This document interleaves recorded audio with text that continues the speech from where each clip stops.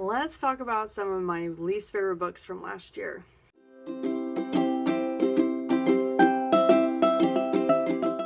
Hi, hello, and welcome back to my channel. My name is Alex, and today we're talking about some of my lowest rated books from 2023. So, I know I've been kind of like hit and miss the last 2 months. The last 2 months have been wild, okay? And I literally cannot believe that the year's almost over. Okay, let that sink in a moment. The year is almost over. So here we are.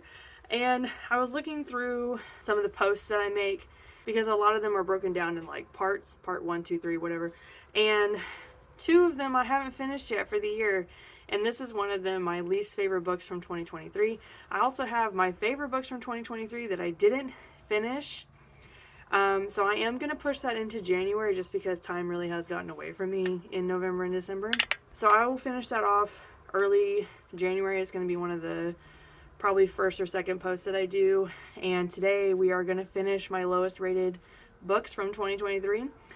It's going to be 6 books, so this one's going to be a little bit longer. I am going to try and push through them quicker because I have already reviewed these books on my channel.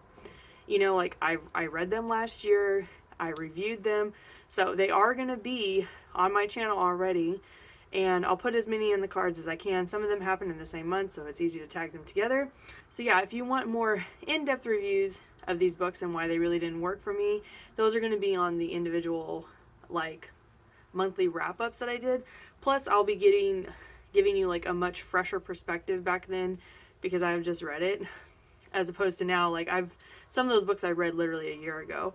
So yeah, every book on this list is rated a 3 or lower. Make sure you have all the buttons so you know when I'm posting. I post every week, and all we do on this channel is talk about books. So if you like listening to people talk about books, here I am every week doing just that for you. Let's not waste any more time. Let's get into it since it's going to be a little bit longer today. The first book on my list is Sweet Temptation by Maya Banks. Okay, so a little backstory about this book series. I started this book series a really, really long time ago. Like, I want to say 10 years ago I started this book series, okay?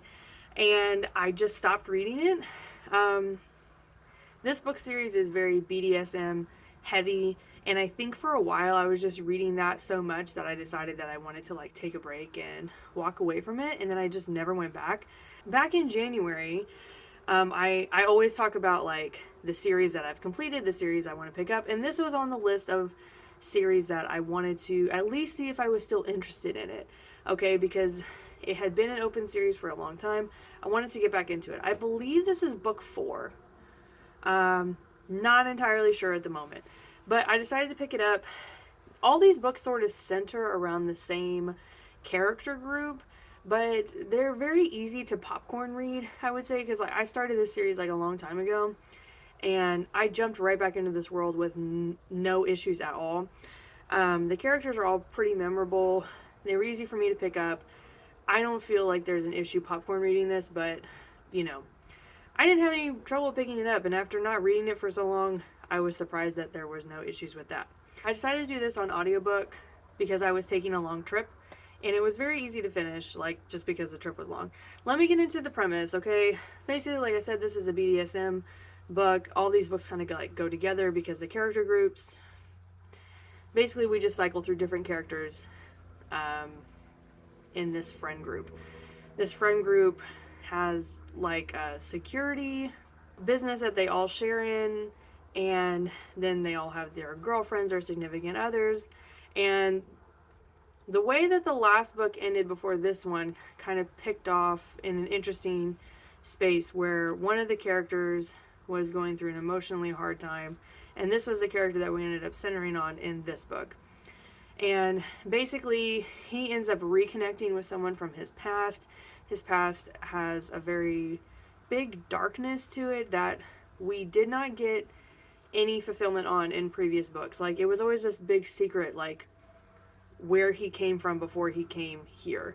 And so in this book we're getting that all fully fleshed out, and like I said, lots of BDSM scenes, things like that, and a lot of excitement in this book. So why didn't it work for me? Number one, the audiobook was terrible, okay? This was some of the worst audio I have heard in a long time, And I know exactly why, and it was because when these books first came out, or when this audio was done, honestly, there was not a lot of audio competition. It was not a huge thing to do audiobooks back then. It's not like it is now. You know, like, so many people do audiobooks now. It's become so accessible and so amazing, and people really put time and effort and money into getting insanely good narrators, right? This industry has come a long way, and it's so beautiful to see how far it's come and how accessible audiobooks are now and how high quality they are. Especially when you go back to older books that were done so long ago, and you can just tell how low the quality is, okay? This was a low quality audiobook, and it really hurt to read it. You know, it was not an enjoyable experience. Number two, it didn't work. Like, the whole plot of the story just, like, I don't know. It felt like it was so easy to debunk, I guess is what I would say. It was so easy to pick apart. Like, at any point, if something else had gone differently, none of this would have happened. I don't know. I didn't really understand why there was so much drama when it literally all could have been handled a lot cleaner.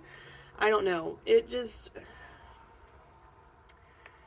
I had too many questions. I honestly did. And I felt like the sex scenes really overpowered the rest of the plot.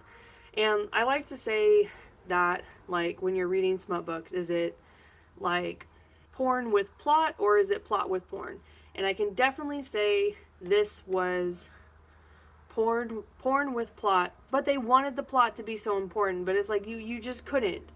You just couldn't, because we were so focused on the other stuff. And then by the end of the book, it was like, oh, here's all the plot, but then it was rushed, and it was done too quickly, and it was messy, and it wasn't well planned out. This was the most disappointing Maya Banks book I've read in a long time. I really like Maya Banks. I think she's a really solid BDSM writer, and I think she does balance the plot and porn pretty well. Not in this book, though. The balance was not working there. Also, at the very end of the book, one of my least favorite tropes was enacted, and I absolutely hated that. I actually made a post about some of my favorite and least favorite tropes. This was a big one. And it just peeved me to no end, okay? Because after I suffered through so much of weak plot and overbalanced sex scenes, it just the nail in the coffin, okay, to read this in the final pages. I was so pissed off about it. And honestly, the sex scenes in this book, I will tell you right now, a bit graphic coming up. If you don't like reading about anal, skip it. Okay, there is so much in this book. So much. I worried for her the whole time. Like, I worried for her health, honestly, because how much are you supposed to put in there? I'm just saying. So if you don't like reading that, it's everywhere in this book. It's like almost literally every scene. So yeah. Overall, this book just didn't work for me, which was hard, because this was my return to this series after a really long break, and I just sat there and was like, was this series as good as I remember it, or was I just not that good of a reader back then? Like, was I not a seasoned enough reader to see all the red flags? So I don't know. This ended up getting 3 stars. There were some really good scenes with characters from previous books that I really loved. And so I'm not ready to give up on this series as a whole, but to put that in perspective, I didn't read any more of this series in 24. It never came back up. I never had any interest in moving forward with the series in 24, so I don't know. Yeah, that was a rough one. The next book on the list is Mistakes Were Made by Meryl Wilsner. Okay, this book was recommended to me by a lot of people, and I remember reading it during Pride Month, because this is a lesbian book, which, like, the representation here was really good. Loved that, okay? And I thought the sex scenes in this book were really well done. This is a romance. There's a lot of other things about this book that really just didn't work for me, though. So basically, this is like a forbidden romance book, and it's a mom that ends up getting involved with her daughter's best friend that's in college, okay? So they have a random bar hookup. Like the mom is in town for like parents weekend or something. She goes out to a bar. She's very casual, very whatever. And her daughter's best friend, who she doesn't know at the time, picks her up. They go home. They have a fun night. And they both write it off as a one night stand, right? Next morning, they go to brunch and they see each other for the first time again. But now, this is my best friend's daughter and this is my best friend's mom. And, and from there it becomes sort of this like behind closed doors affair sort of thing happening between the mom and the daughter's best friend. The reason this didn't work for me is the reason that pretty much every forbidden love romance novel does not work for me is because the gag goes on for too long. And that was absolutely the case in this book because where did all the time go? And it was just basically so much of sneaking around and we can't tell anybody and oh, but I'm in love. Oh, we're not right for each other. There's too much of an age gap. There's too much. That was the entire plot of the book. 17 million reasons about why we should not be together and why this should not work, and then them falling in love with each other. That is the whole plot of the book, okay? And it literally just went on for ages. I don't really understand the forbidden romance trope. I don't understand anybody's appeal to it. If it's one of your favorites, like, please tell me in the comments why you find it so appealing, like why it works so well for you, because it just does not work for me. I don't know. I just don't get it, because you either have to make a choice, like you're either going to like let this go to protect the person you're trying to protect, or you need to tell the person that you're trying to protect, like, suck it up, this is what we're doing. I don't know. So yeah, that was the biggest gripe for me, is that I felt like the plot went nowhere forever. And then we finally reached this epic conclusion, and it didn't feel epic at all. It just felt like, here we are, we're done. So, I don't know. I liked the idea of this book. I thought the representation on the page was good, but that's about all I can say about it. I was disappointed because a few of the people that recommended this to me usually have really good recommendations, and I just couldn't get into it. I think the tropes in this book just were not for me. And that was the main reason it got the 3 stars, is because I reserve my 3 stars for subjectivity. Like, this was still an okay book. It just wasn't for me. Okay, I think if you're someone who likes the tropes that are in this book, it would really work for you. But unfortunately, a lot of the tropes in this book just were not for me. The next book on the list is What You Never Knew by Jessica Hamilton. Okay, this was chosen for my book club. And I remember, like, when I looked at it just now, like, when I was putting the list together and everything, I was like, oh yeah, I didn't like that. But I literally couldn't remember anything about it. I have blocked out this book because I disliked it so much. I had to go back and reread the premise of this book. I had to go back and watch my review of this book to jog my memory, because I literally never wanted to think about it again. And you're probably sitting there like, Alex, it can't be that bad. Like, it wasn't that it was so awful. It was just that it's so forgettable. This book is so forgettable because it just did not work in any way. So the premise of this book, since it's fresh in my mind and now I remember everything pretty clearly, this woman and her 2 daughters and her husband own an island, like, when the girls are young. The husband bought this island for the mom, like, and they're staying there, and then in the middle of the night, the mom's like, girls, get up, your dad is gone, we're getting out of here and we're never coming back. And that is the last time they ever went back to the island, okay? Years and years and years and years later, the mom dies, okay? And in the will, it says, I didn't sell the island, because she previously had said that she had sold it because she never wanted to go back. She says, I didn't sell the island, and so now you have to deal with it.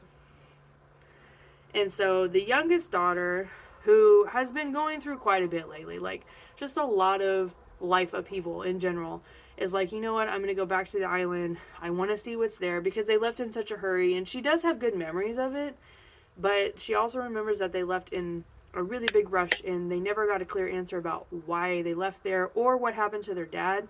Their mom just kind of said that he up and left them, and so That was the end of the story. So she decides to go back, maybe get some mental clarity, maybe close some doors, try and figure out what happened, and close up the island and see if she wants to sell it. When she gets there, she realizes that not only is her dad leaving them like a huge lie, he's like missing. He's been missing. There was like a death investigation and everything. Like, people were arrested in connection with her dad disappearing because they presumed that he had been murdered. So right off the bat, we have this huge family secret that needs to be dealt with, and she has to kind of piece together what happened on the island and what she's going to do moving forward. So my biggest gripe about this book, I had no idea how to categorize this book. What's this book supposed to be about? The genre? None of it. This book was too much of too many things altogether for it to be any one thing. In the description of the book, it talks about there being paranormal activity, there being ghosts on the island. So immediately I was drawn to this book thinking that it was going to be some sort of a paranormal crossover book.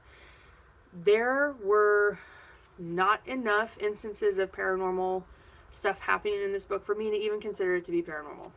Okay? I had forgotten that was a thing until I went back and read the premise, and I was like, oh yeah, they did try and do that. Didn't work for me anyway. I don't think I could categorize this as a thriller either, because it just did not have the bones to be a thriller, okay? There was just not enough thrilling aspect happening. Even towards the end of the book, it just felt like a hodgepodge of ideas put together to try and thrill it up a little bit. But no, I wouldn't give it the thriller card either. And then when I checked it out from the library, it said on the spine, like, mystery? Where? Like, I mean, I could see how it could be a mystery because she's like trying to solve this thing that happened with her dad. Like, where did dad go? Did he run away? Is he dead? Did he just disappear? I understand how it could be perceived as a mystery book, okay? No, there was not the mystery qualities to it that I would expect from a mystery book. There's just not enough clue finding happening. Like, the building blocks were not there for any genre. I just don't even know what to call this book because it was too many things trying to be something else, I would say. The only good thing I can say about this book is the character work for this main character was really good. She went through it from start to finish. This character was put to the test on every page turn. I felt so bad for her, and I saw such a complete growth from her by the end of the book. That did not save literally everything else that was happening on the page. It didn't save it for me. I was proud of her. I was happy for her and everything. But what was everything else in the book? I don't know. I couldn't tell you. And when we sat down to discuss this for my book club, I'm always nervous when I don't like the book.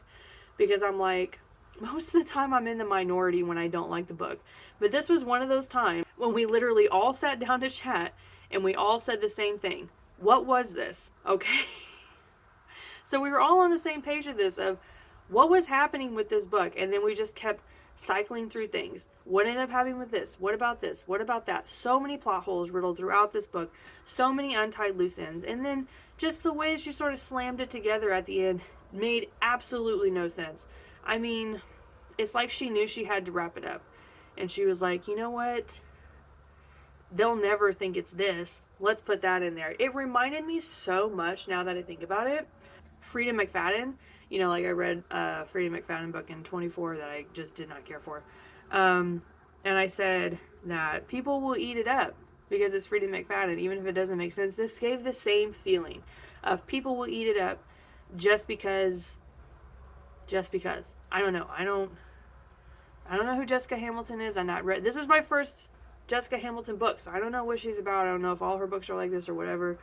But it's like she didn't have to put any thought into the ending. She just, like, put it out there. And, I don't know. It did not work for me at all. This ended up getting a 2. Which, like, when I look back on it now, I'm like, okay, was it really that bad? And it's like, yeah, because I won't recommend this book to anybody. I always say when I give 3 stars, it's a subjectivity issue. It's not about the book being bad. It's about the book not being for me. And I would still recommend it to somebody if I knew it was full of things that they liked. I would not recommend this to anybody because I don't know who would like this book. It was so disorganized, so chaotic, and there were so many times I caught myself saying, I wish she would have, and then she didn't.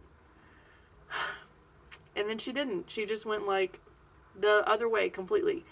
And the thing about this book is it had a lot of potential. She just didn't fill it in my opinion. So yeah, I would skip this one. Okay, the next book on the list is Fourth Wing by Rebecca Yarros. I feel like everybody knows what this book's about, right? This book has been everywhere. Everyone's been talking about this book. Fourth Wing's amazing. You have to read it. Oh my gosh, it's incredible. It was picked for my book club, okay, which I was very upset that it was picked for the book club. All right, let me tell you why. Big books are hard. For me, big books are hard. I don't like reading big books, okay, because it will literally take the whole month for me to read it. And that's just because I don't prioritize my reading time.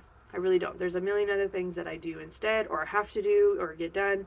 And reading time doesn't typically get prioritized a lot for me. This book was very hard for me to get through. One, because it was so long, and two, because I am not a fantasy girly. As much as I have tried, and believe me, I have tried, fantasy is just not my bag, okay? So this book already has 2 strikes for me. It's super long, and it's a genre I don't typically like to read. And the reason I don't like picking, or I don't like it when big books get picked for our book club, is because historically in our book club, it's really hard for people to commit to reading a big book within a month. And it's just because everybody's different. And everybody has their own life and their own schedule, and things happen. And if you don't start the book really early, most of the time people don't get it done. So, yeah. Anyway, this got picked for the book club. We spread it out over 2 months, and it really just didn't work for me. Let's talk about the premise for a minute in case you haven't read it or heard about it or know anything about it. We're living in a world where dragons are real, etc. Basically, we have this female main character, Violet, who is the daughter of someone very important, and she decides amongst herself, instead of going into a more office-ridden position in her society, she decides that she's going to join the military. Her, society's military, which means that they bond with dragons and all this other stuff. Lots of world building, okay, that I'm very much skipping over right now. There's a lot of really cool things about Violet that I do like. I mean, she does sort of have this younger child built into her, like she's the daughter of this very important political figure, and then she's the sister of these 2 siblings that are really, badass battle people, and then she's kind of like the little sister, and she's also got a chronic illness that we don't get a lot of information on, but basically just makes her weak. So she's got a lot, to bat for her already, and her mom is already like, I don't think you should do this because you're obviously going to die in the training. And she's like, screw you, Mom, I'm going to do it anyway. Okay, Violet, whatever floats your boat. And then basically as soon as the first challenge comes up for her to like join the military, we are introduced to the fact that a lot of people really hate her mom. And, obviously that means that they hate her too.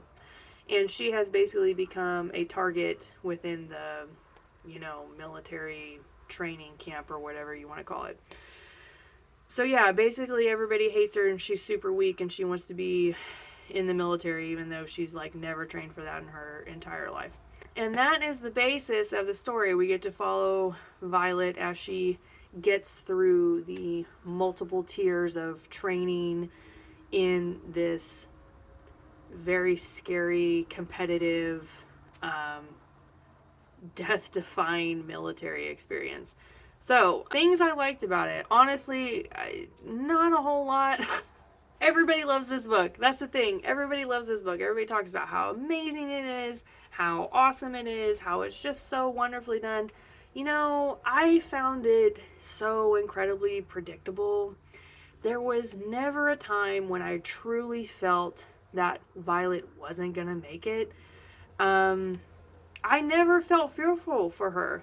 Like, I don't know, when everyone was like, I can't believe that happened, I'm like, I don't know what you mean. Um, I found it very predictable. I think Rebecca Yarros laid the breadcrumbs right out there for you. And that's saying something because I've told you all before, like when I read thrillers and stuff, I'm there to have a good time, okay? I don't pick away. I don't try and like figure it out before the end. I really don't. I just sit there and I read and I have a good time, and then by the end I'm like, "Ooh, my mind is blown." So, when I read books, I don't pick them apart. I don't search for hidden clues. I don't do any of that. I just read, okay? And so when I'm reading a book and I'm telling you that it's predictable, it has to be really predictable because I'm not digging. I'm not digging through it. I'm not picking it apart. I'm not searching for the red herrings, nothing like that. So if it was predictable for me, I just don't see how it wasn't predictable for literally everybody. It was like the second she mentioned something in a book, I'm like, or in a chapter, I was like, oh, I bet this is going to happen. And then boom, it happened. I felt like there was no surprise factor throughout the whole thing. It didn't feel shocking to me. There was a shock at the end. The very end. I'm talking like the last 3 pages. There was a shock. But by then, I was so done with this book. I was so underwhelmed, okay? I thought the concepts of the book were actually pretty good, okay? And I thought the world building was done pretty well, very accessible. It was not too complicated, all right?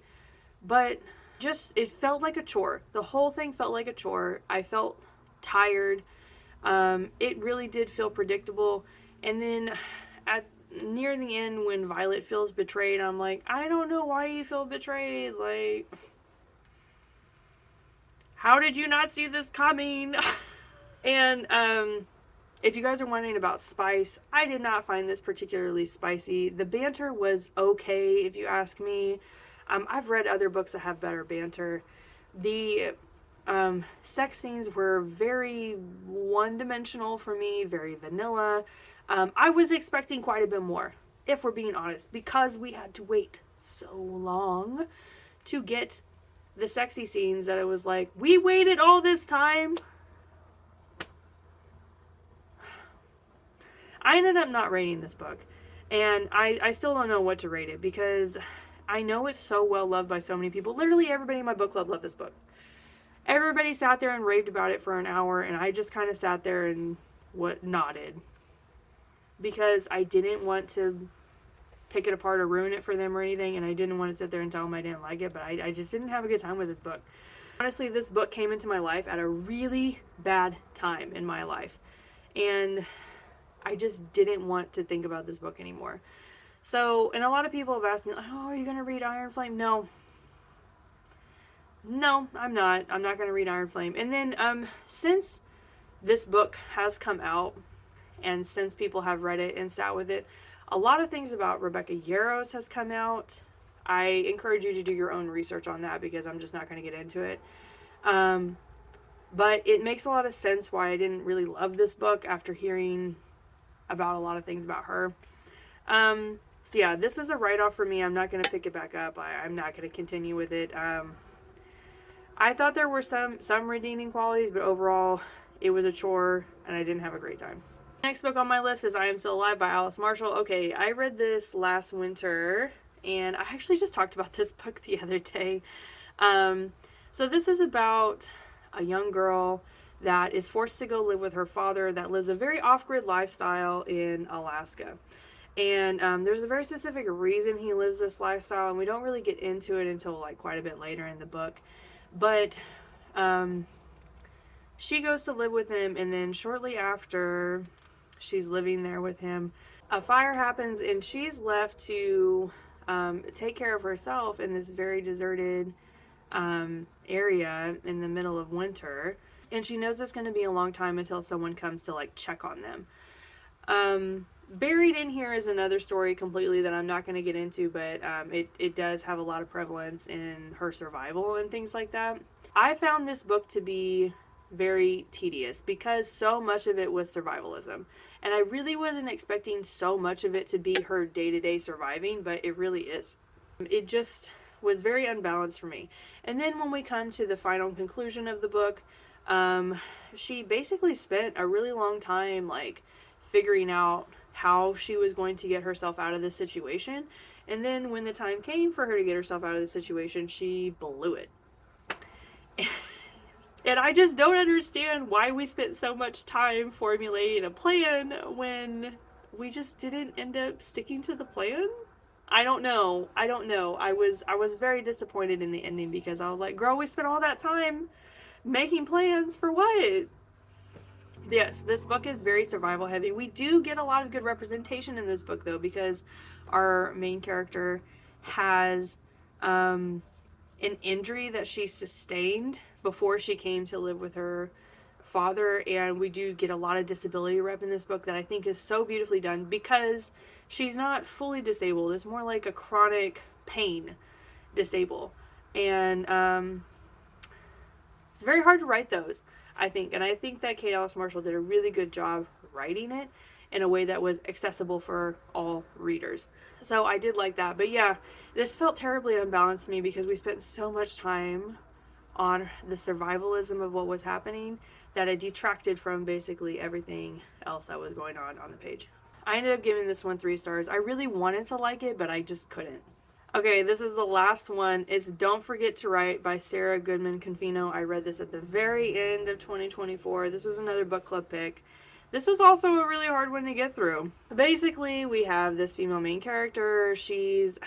I believe she's about to be going into college, or she already is in college, and she comes home for the summer, and like right away, first week of summer break, she gets caught making out with the rabbi's son during the sermon, or whatever it is you call it. And so her dad is like, you're gonna go live with your kooky aunt in upstate New York, and that's gonna be your punishment for the summer. No more boys for you. And so she goes to live with her aunt. Well, her aunt is, I guess it would be her great aunt, is this matchmaker. I should probably know, this was like in the 50s, I want to say. Probably not right in that time period, but it's around then. She owns her own home. She owns her home business. Very big thing for a woman to be able to do that in this time period that the book is set in.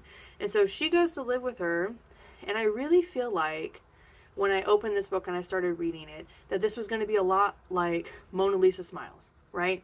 Like showing these young women that there is more for you out there than marriage and children. There is the whole world out there for you.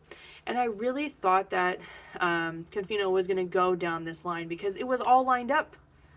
It was all right there. She had this great aunt that owned her own business, owned her own home, and was teaching her how to like look beyond everything that's right in front of you. You don't have to get married. You don't have to do this.